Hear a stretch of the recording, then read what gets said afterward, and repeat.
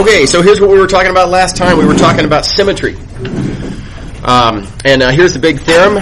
If certain conditions are met, an integral that you want to compute, it's just zero. It's this totally convenient, super powerful theorem, and everyone loves to use it. It's my favorite way to compute integrals. Right? It's just effortless. Now, there are some catches. You do have to be careful.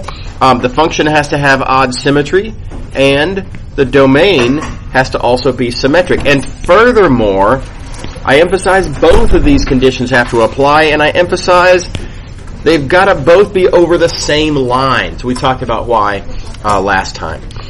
So we did an example last time. I want to say one more thing about this example before we go on, and that is, where did this line come from? Right, so there's lots of symmetries to this domain. There's a symmetry, there's a symmetry. Yeah, that's a symmetry, but hey, so that's a symmetry. We've got 4 different symmetry lines to choose from. Why did I pick this one? Right? And to be totally honest, I kind of reverse engineered it. Right? And I encourage you all to think about this kind of thing yourselves. So think about the function. I mean, the symmetries of the domain are usually clear. Right? But think about the function and ask yourself, what would I have to do to get this minus sign that I know that I need, right? For this to be an odd function, I need there to be a minus sign right there. What would I have to do to this function to make it negative of what it is? Right? And so I think that kind of leaps off the page at you that, well, I mean, if I wanted this to be the negative of itself, the negative of this is y minus x. And, well, that's what you get when you replace x with y and you replace y with x. Right? So the formula for the function kind of motivates what I would like my reflection to be. Now, that doesn't mean I can make that happen. It's just my wish list, hopefully, is, wouldn't it be nice if I could have this be my formula for reflection? Right?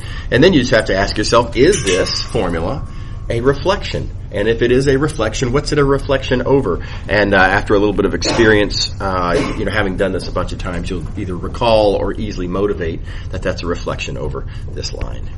Right? So we presented the ideas kind of backwards from that. We started with, let's suppose we take this line.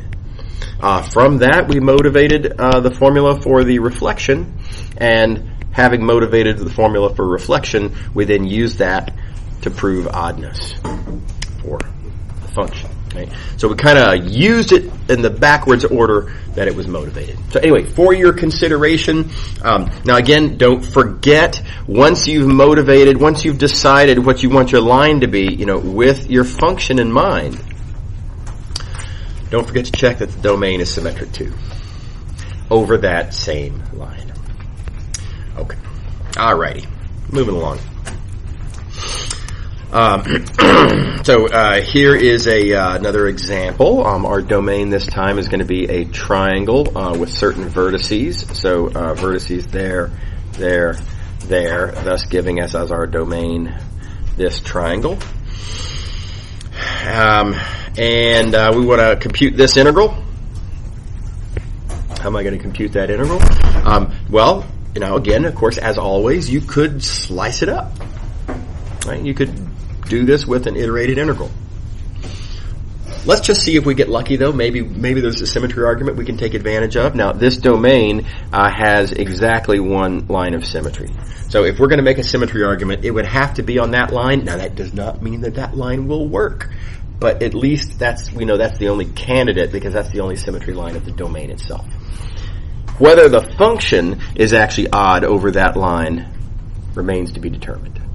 Right? Okay, so since this is our only candidate, let's notice that the formula for reflection, again, a pretty easy formula. You notice when you reflect like that, just look at the geometry of the picture. When you reflect over that y-axis, the y-coordinate stays the same. You get a minus sign on the x-coordinate.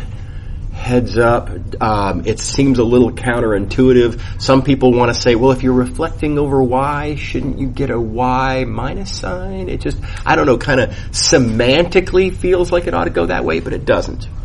You've got to think through the picture. Draw your picture, right? Don't try to do it in your head. Draw a picture of what your reflection looks like and think it through what happened to each of these coordinates. So weirdly, when you reflect over the y-axis, you get a minus sign on the x-coordinate. Okay. That said, now we have to ask, is this function odd with that reflection?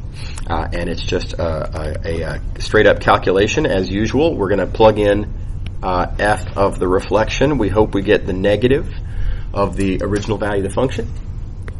The reflection we've already computed. How do you plug in negative x comma y into the function? Well, again, you just got to be careful with the algebra. I guess I have to zoom out one notch there. You plug in negative x where the x coordinate was, right, like so. Notice that this gives you negative cubed, which is a negative. And lo and behold, we get exactly what we wanted, namely the value of the function at the reflected point is the negative of the value of the function at the original point. So odd symmetry, and it's all over. Integral is 0 by symmetry, and we're done. No slicing, no dicing, no anti-differentiating, no bounds. Just poof. Everybody happy? Okay.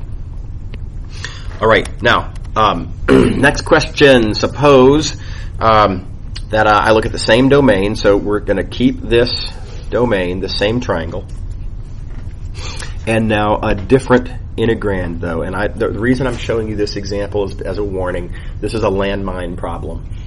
This is dangerous. The temptation is to look at the domain and be like, oh, I see an obvious symmetry on the domain. Look at that function g and see, oh, I see an odd power. That odd power means that there's going to be it's kind of, you can almost see just in the notation that that's an odd function, and then you see daylight, right? And you're like, oh my gosh, domain symmetric, we got an odd function, and you're just psyched at the fact that, hey, I just crushed an integral. It's 0 by symmetry. And some students will get a little too excited. They'll see that daylight, they'll run for it, and equals 0 by symmetry, and then move on. And nothing that the student has observed is both true and relevant to the solution of the problem. It's all wrong. Because the symmetries are not over the same line. And that's the brutal thing about this. And dangerous. Gosh, it's a dangerous thing. This domain is symmetric. Yes, it is. Still symmetric over the y-axis. This function does have odd symmetry, but the odd symmetry is over the x-axis. And these are not the same line, right? These are different lines. So there is no symmetry argument to be made at all.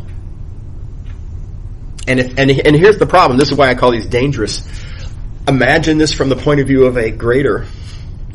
The integral, we're asked to compute an integral over a certain domain with a given function. The problem is a slice and dice double integral, iterated integral problem. And the student writes down a hopeful but completely invalid argument. Completely invalid. It's got nothing to do with a valid solution of the problem. We can't give any partial credit because it's just not relevant.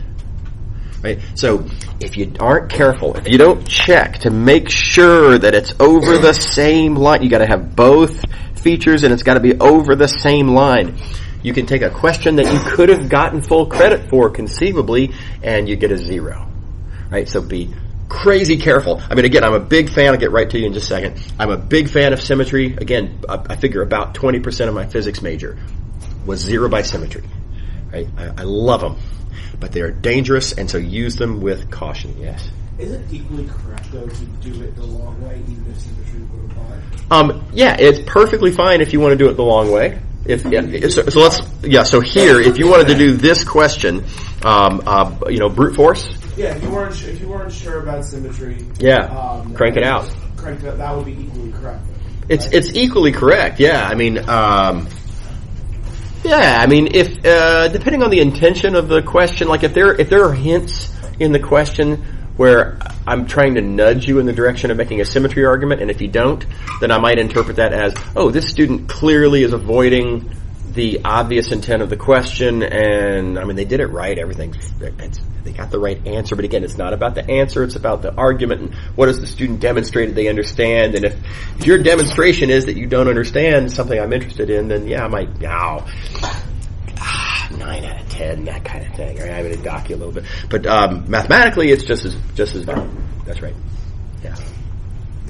But I don't want to encourage students to always play it safe, right, and do it with iterated integrals. It's a lot more effort. And by the way, don't forget, doing it the long way, it's not like that's a guarantee you're not going to make some little oops or something, right? So, I mean, there's risks in any solution. And anyway, for your consideration.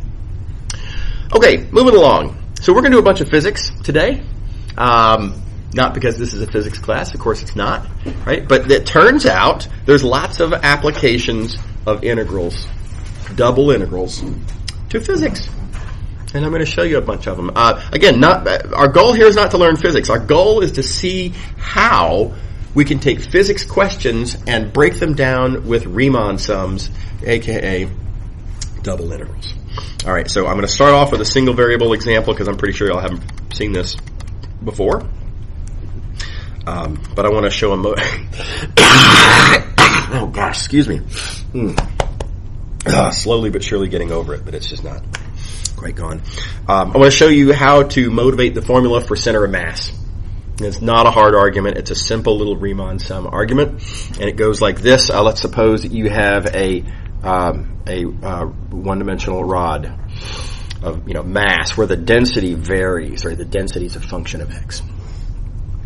Okay, and you'd like to know where's the center of mass? Well, we're going to start with a different question of suppose I put my finger right there to hold it up, right? There's going to be what we call torque around that support point.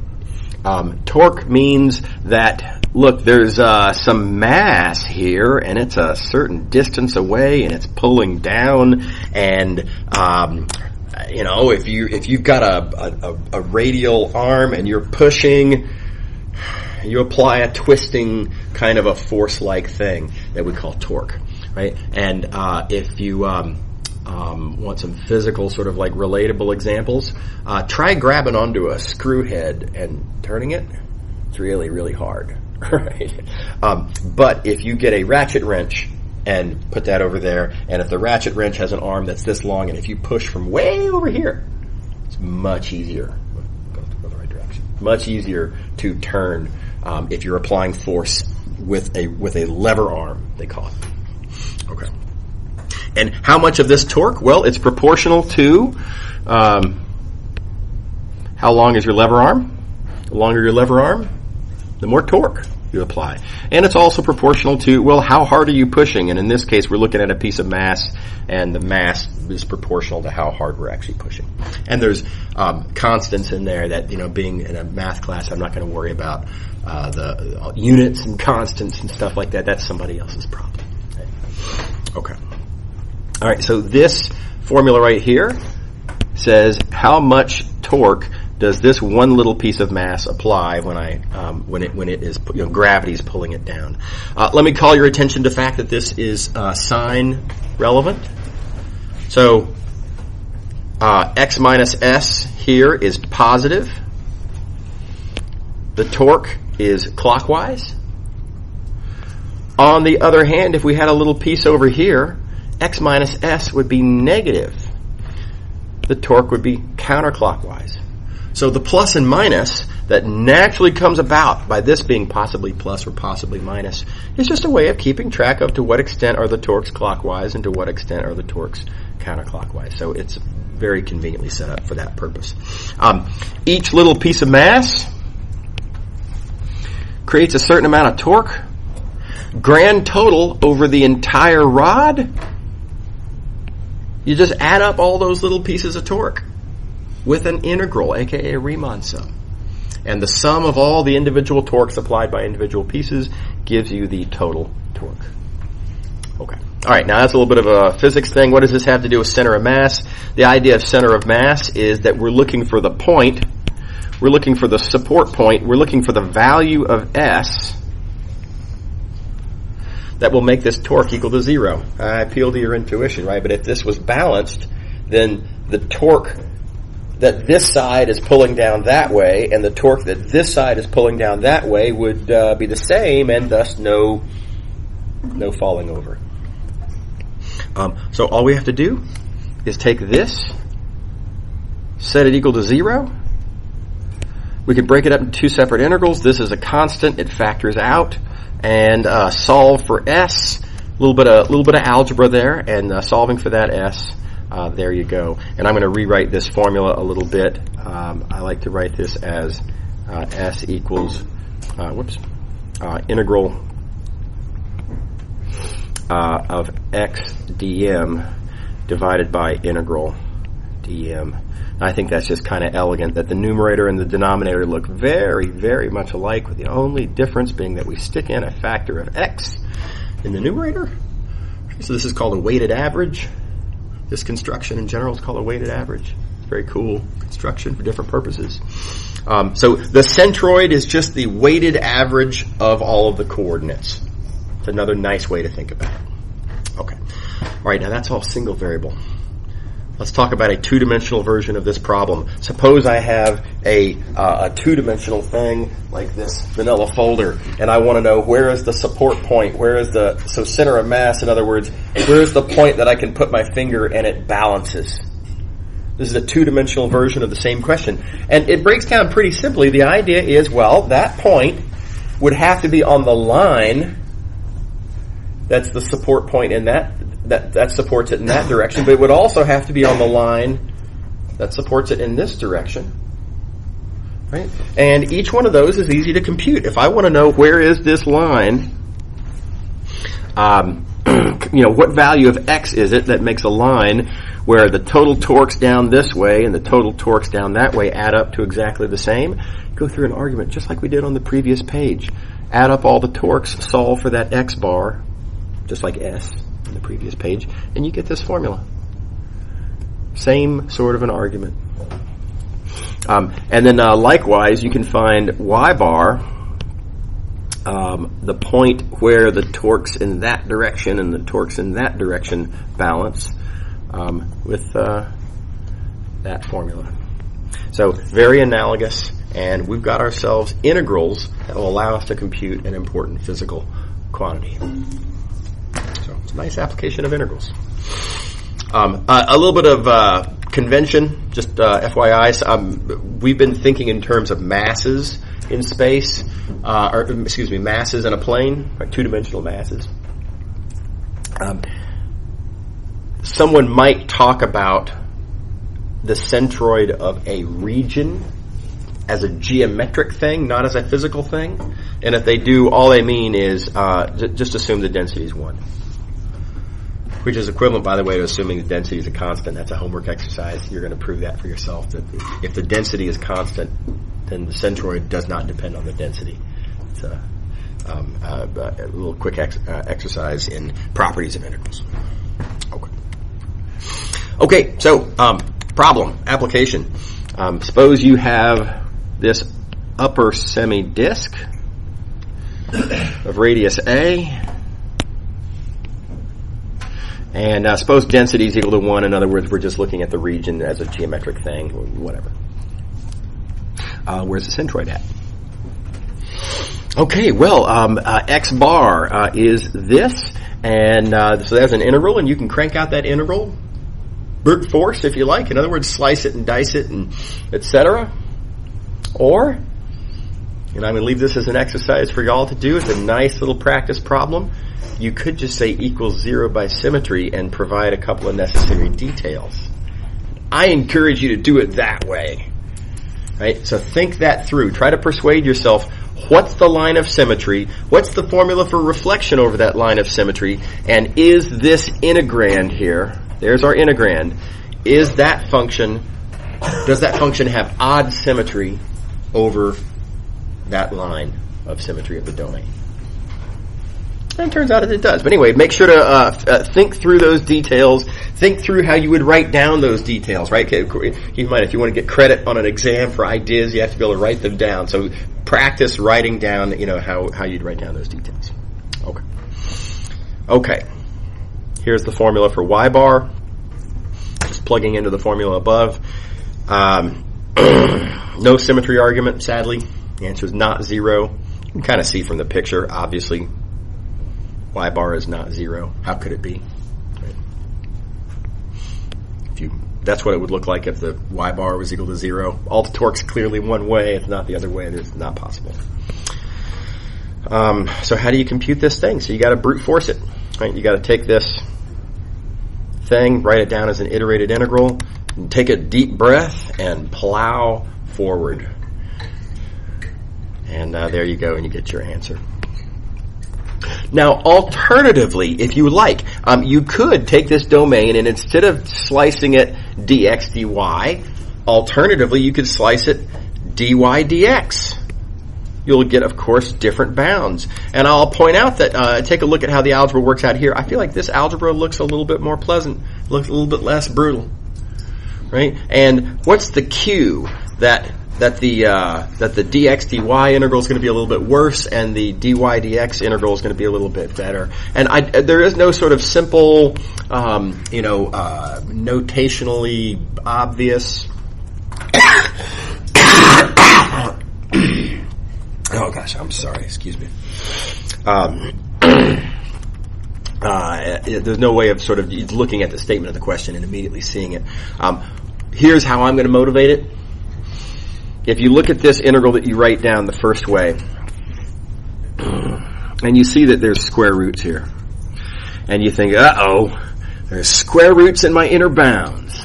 That means there's going to be square roots in my outer integrand. I don't like square roots in my integrands.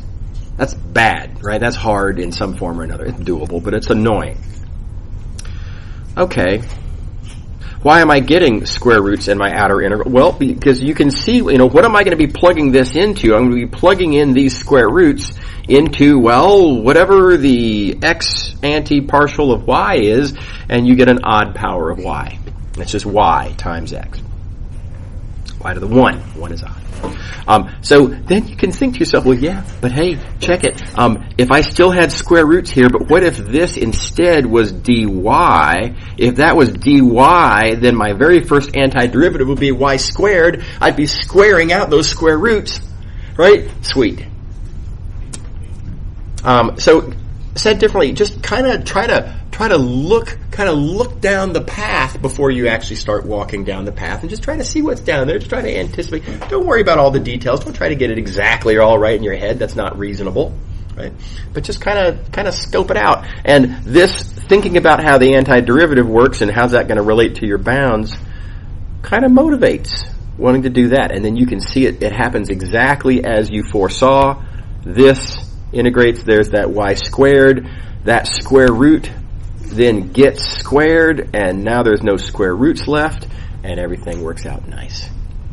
So anyway, another point of view for your consideration. Try to, like I say, look down the path before you walk down the path, and you can sometimes save yourself a little bit of trouble. Okay. Yeah? The constant that comes before the... Yeah, this here. Where did that come from? Yeah, so that comes from this formula up here. So the formula for y bar, it's 1 over the mass, right? And the mass, we have to look back at this picture here, but the mass here, we have a semi-disk of radius a, and the density is 1. And if you just, pi r squared, but cut it in half because it's a semi-disk, and then you 1/2 pi a squared as the mass. Yeah. Okay. Neat formula. It's called Pathmissus Theorem. Very often people write this as a theorem of Pappus. I'm convinced that this is because they're trying to avoid the awkward grammatical question of what is the plural of Pappus, and is it apostrophe or apostrophe s? No one's really 100% confident in that. Right? So you say theorem of Pappus and you bypass the question. It's a nice little hack. Yeah. So how does this work? Here's the question that we're going to consider. Suppose you have an area sitting inside of a plane. And that's important. The area has to be sitting inside of a plane. Next, suppose you have a line that is also in that plane. And again, this is very important. The line's got to be in the plane. That same plane that the area is in. But it can be turned at whatever angle. I don't really care. Whatever. However you want to be angled, it doesn't matter. Lastly, we do need to have all of the area has to be on one side of the plane. You can't have area over on the other side, just one side of the plane. So the question is, if you take this area and if you rotate it around, now I appeal to your geometric intuition, that little lump of area, if I rotate it around, is going to make a kind of a donut-like sort of thing, like a bagel. Yeah? And I'd like to know what's the volume. What's that rotated volume? Okay. Now you all know how to do these problems. You slice it with washers or with cylindrical shells. There's different techniques from Calc 2. That's not what we're going to talk about here. What we'd like to find is a way of bypassing that. And it turns out there's a real clever observation that allows you to bypass it. And that is, let's take a double integral approach to this. Let's think about the entire volume created by rotating the entire area, and let's chop it up in a really weird way. I'm going to chop that volume up into a bunch of little pieces of volume that I get by rotating one little piece of area at a time. So you're going to get a bunch of, kind of rubber bands. Right? If you had just the right sizes of rubber bands, you could imagine constructing a donut entirely out of rubber bands. Right? See what I'm saying? Okay. So the total volume of the donut is just the sum of the volumes of those rubber bands. Well, the volumes of those rubber bands are really easy to write down. If you have a little piece of area of size, area dA, right? That little, in the process of rotating that around, that's going to travel a distance of 2 pi r. And I appeal to your intuition about rubber bands. If a rubber band has a very thin little amount of volume in it, if you were to snip in one spot, one side of the rubber band, and just kind of unfold it, don't stretch it, right? But if you just kind of unfold it, that doesn't change the volume of the rubber band. This is basically a rectangular box. It's a really long, skinny, bent rectangular box. But it's a rectangular box. And so area times distance is the formula for that volume. So the little volume that you get here, the little volume, what I'm going to call the differential piece of volume, is 2 pi r dA. And you add up all those differential volumes to get the grand total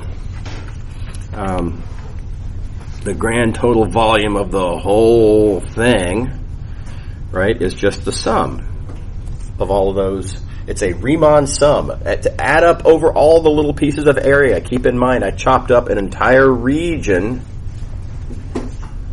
into little pieces of area.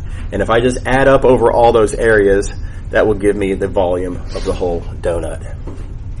So it's a double integral approach. Now, are we actually going to compute this integral? No. That's the beautiful thing about this argument. We're going to do a clever little algebraic move and observe that, this being dv, move things around a little bit. I'm going to pull out this 2 pi. For reasons that will become clear in a moment, I'm going to multiply and divide by the area. Now, that's legal. It's weird, but it's legal, right? I can multiply and divide by the same thing.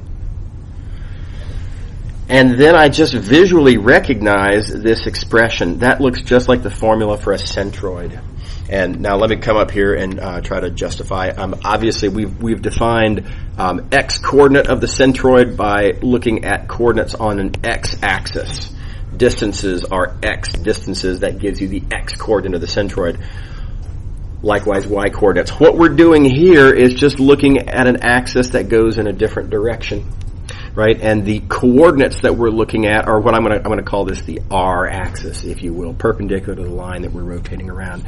And we're just doing the weighted average, not of x coordinates or y coordinates. We're doing a weighted average of r coordinates.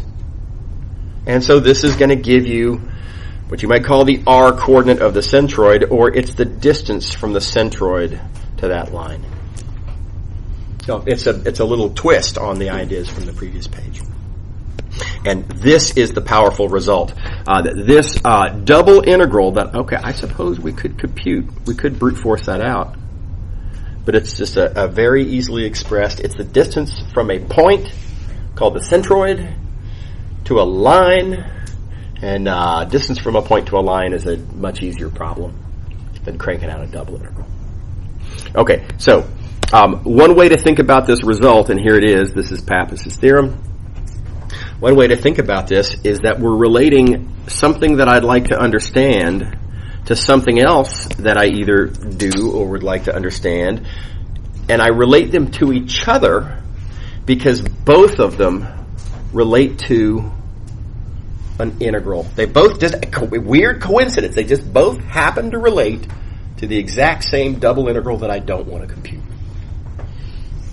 But I don't have to compute it to be able to talk about it and argue that therefore these things are related to each other. Yeah. Can you go to the picture? Yeah. Where is R bar? Well, yeah, so I mean that's I don't really have the exact picture of that. I mean, I'm saying let's pretend that there's an axis here called the r-axis, right, and it's at an angle, right? And notice then that your distance from the line is just it's a coordinate along this what I'm calling an r-axis. And in the same way that we had a formula for the the x coordinate of the centroid and the y coordinate of the centroid, I could just talk about the r coordinate of the centroid. And that's just a coordinate is a distance to an axis. Okay, but so how does that give you what R bar do you pick to get your area of the whole thing? Well, the volume of the whole thing. Yeah. Well, so what I'm doing is I'm making an argument. Right? The argument is to observe that, because I can think of this as being a distance to a centroid, then if I can subsequently figure out where the centroid is, then I have my answer. R bar is just a distance from that centroid to the line that I'm rotating around. So I'll have to let me show you an example. Okay. I think it'll flesh out. Okay. All right. So volume. Here's our Pathmissus Theorem. So suppose I've got a triangle here, and I want to rotate that triangle around. I want to rotate that triangle around that line, right there. Rotating that triangle around that line, I appeal again to your sense of geometry that's going to make a kind of a volcano-looking sort of thing, right?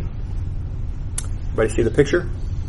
And if I ask, well, I want to compute now the volume, the volume of the dirt part of the volcano. I'm not trying to figure out how much volume fits inside, right? But the volume of the sort of the dirt around the outside, if you will. How would I compute that volume? And well, this is a Calc 2 problem, or arguably it's a double integral if you want to do it that way. But I'm going to instead just argue that, this volume, if I want to compute the volume, I could just take the area, the area that I'm rotating, and I could multiply by 2 pi, the number, right? And then R bar, I've just got to figure out, as R bar, what is the distance from the centroid of this triangle to that axis. And the good news is the centroid of that triangle is visually obvious. Right, or at least its x-coordinate is visually obvious. I don't know how high it is, right? But it's on the y-axis. And the distance then to that line being at 1, that distance is 1. I mean, I can just see the centroid. I mean, I suppose, if I really felt like being, careful with this, I could compute the centroid, but computing the centroid would, it's just going to give me the obvious answer. It's clearly 0. Could you go opposite? Yep. So how do we get from volume is equal to 2 pi r dA to the second line? I'm just confused about the steps. Oh, yeah, it's just 2 pi is a constant, it factors out. Okay. Multiplying and dividing by something is perfectly legal. We just pulled that out. Okay. Yeah, that's all it is. Yeah, it's slick, but it's I mean the steps are very very straightforward. Yeah, right.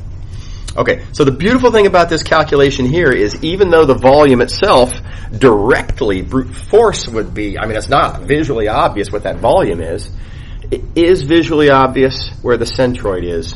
And so if this is easy to understand, then the fact that there is a connection between it and something that's not easy to understand makes for a computational tool. Okay. All right. So there you go. The volume's 2 pi. Another example. We're going to use this one backwards. Suppose I want to look at this semi-disk again. And let's compute where its centroid is. Now remember, we already computed the centroid of that semi-disk. X coordinate's obviously 0. The Y coordinate, well, we had to go through a whole thing, but you do the double integral and you get an answer. It's a tedious calculation. Well, here's the thing. If I were to ask the question, not that I care about the answer, but hypothetically, if I were to ask the question, what would happen if I took that volume and rotated it around the x-axis? Notice I would get a ball, and notice furthermore that the volume of that ball I would get, I already know the answer to that question. It's 4/3 pi radius cubed, and the radius is a. So here, instead of the centroid being obvious and using that to compute volume, here the volume is a freebie. And I can use that to compute that distance, the distance from the centroid to the x-axis. Oh, come on, thing. R bar, aka y bar in this case, the y coordinate of the centroid. And so, in order to make the connection, I've just got to, do a couple of geometry things. I mean, don't forget that the area that I'm rotating, that's in green. The area that I'm rotating, I've got it as part of the formula there. And compute, solve for y bar. And notice you get the exact same answer that we got doing it 2 different hard ways with integrals a few pages back. So, the Pathmissus Theorem is pretty neato. It's a connection between, again, 2 things, both of which are hard to compute individually, but both of which might, and depending on the circumstance, be obvious. So if one of these is obvious, that makes the other one easily computable. All right. So there's a 2-dimensional version of the theorem of Pathus, right? Again, avoiding the grammatical awkwardness. Instead of taking an area and rotating it to get a volume, suppose you have a curve and you rotate it to construct an area. And now I emphasize, we're not making a volume. I'm not trying to figure out how much volume is inside of there. That's a different question. I just, in this case, want to talk about how much area is on that, let's call it a lampshade. Right? What's the area of that lampshade?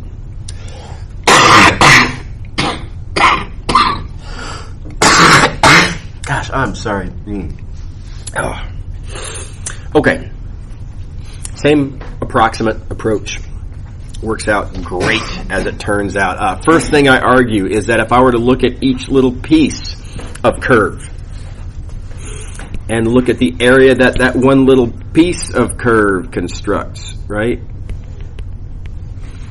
The total area is the sum of all those little pieces of area. So, all I have to do is say, well, let's take that curve, slice it up into little pieces, smaller pieces of curve, and on each piece, write down a formula for how much area it makes, and then add those all up. And by that same argument, how much area do you get here by rotating that little piece of curve? Well, it makes what I like to call an onion ring. So this little piece of curve there has a length that I'm going to call ds.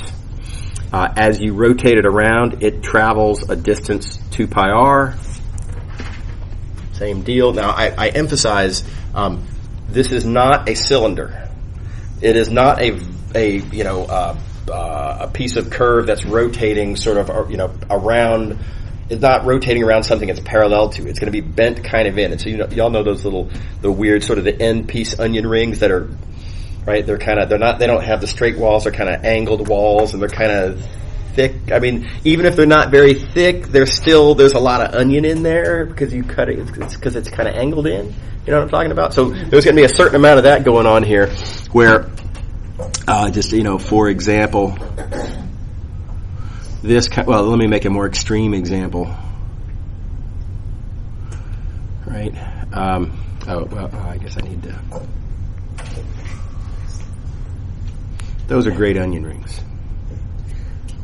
And it's this distance that you want to multiply by length to get the area. It's not the actual thickness there. Who cares about the thickness? We're not talking about that.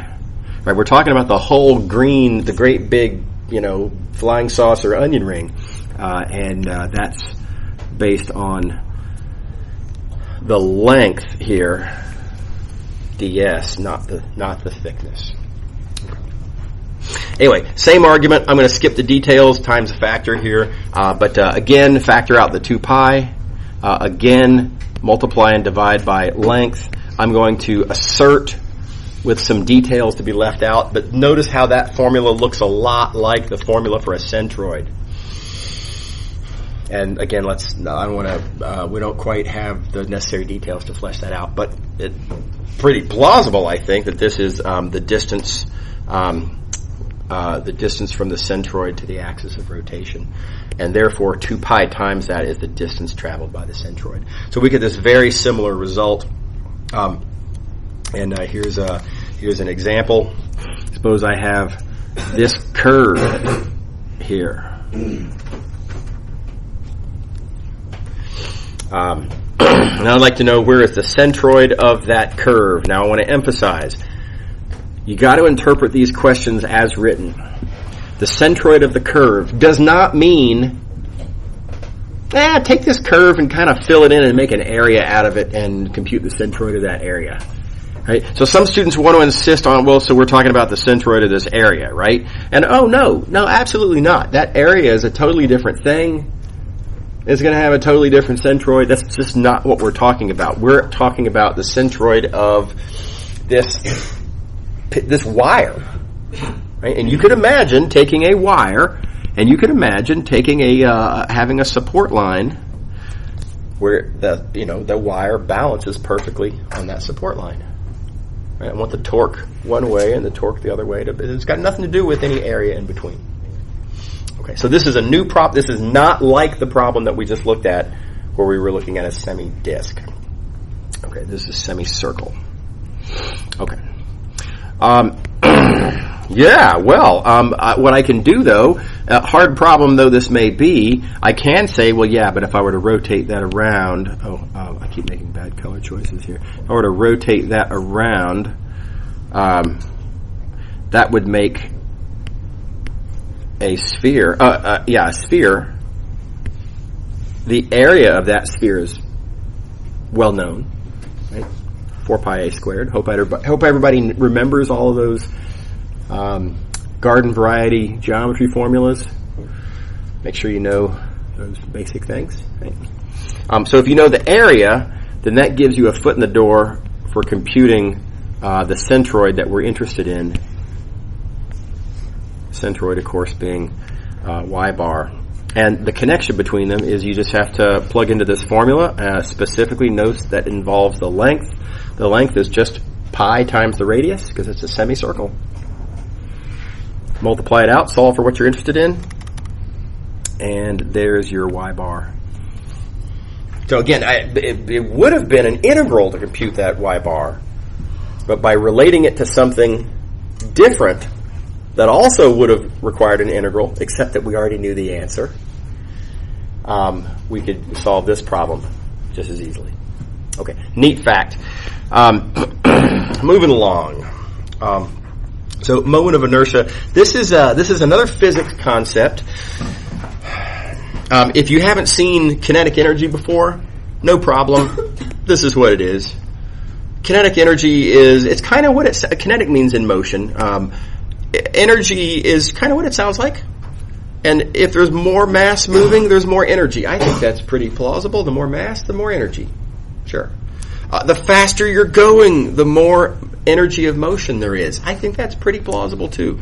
And for reasons that we don't have time to go into, the formula has to square the velocity, and there's a 1/2 out here, and that's just the way it is as far as we're going to concern here.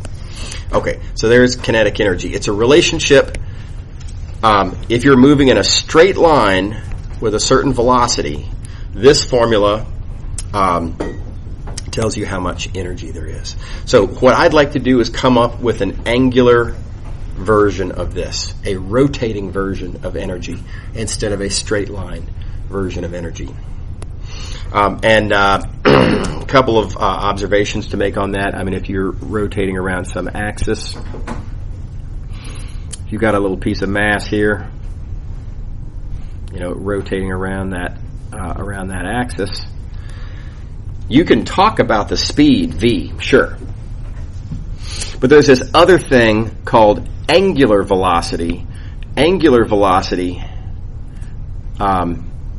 says not distance per unit time.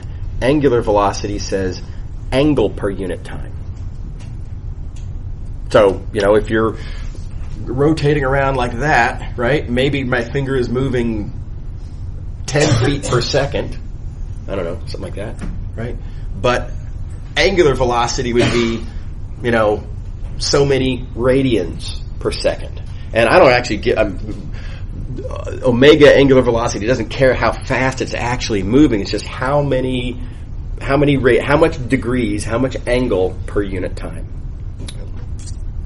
And the relationship between angular velocity and linear velocity is this right here. So v is omega r. So the radius, the further you are out, again, no surprise, the further you are out, the larger the radius, the more velocity you actually have for a given angular velocity. And I think that's pretty plausible. Okay. So that being said, here's the calculation is surprisingly straightforward. Kinetic energy is a sum. If I'm looking at a piece of area here, total area full of mass, and if I want to know what's the total energy of that as it rotates around this line, well, I could take this area and I could chop it up into a bunch of little pieces. I could look at the amount of energy in each little piece, and then I can just add up over the entire thing. And so again, if you have a large area, lots of little pieces of mass, fine. Add up all the little pieces of energy associated to each little piece of mass. It's just a Riemann sum. No big. And then everything else is kind of rewriting. So our formula for kinetic energy is 1/2 mv squared. Here we're looking at a little bitty piece of mass dm. Some little differential piece of mass. So all this is for that little differential piece of mass dm. This is just the 1/2 mv squared formula, good old plain old kinetic energy. And then I just recognize that velocity, speed, is omega times r, as above. Move some constants around, and notice that I can rewrite this like this, and check out our formula. I've got a 1/2. I've got, instead of linear velocity squared, I've got angular velocity squared. So what I have is a formula that structurally looks just like the linear kinetic energy formula. It's just that instead of mass being the relevant object, now it's instead this other thing.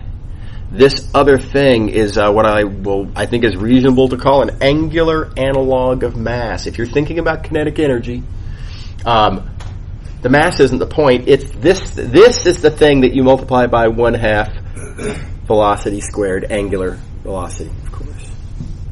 So this thing, because of the analog that because it plays the role just like mass in our energy formula, this is an object of interest, and it's called moment of inertia.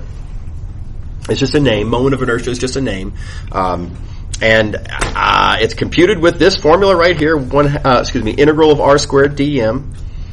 And so notice again, it's an integral. It's a Riemann sum. But it's a very important physical quantity. And how are we doing? Oh, and we're out of time. So that's a good place to draw the line. We'll pick up here on next Wednesday. Y'all have a good break. See you later.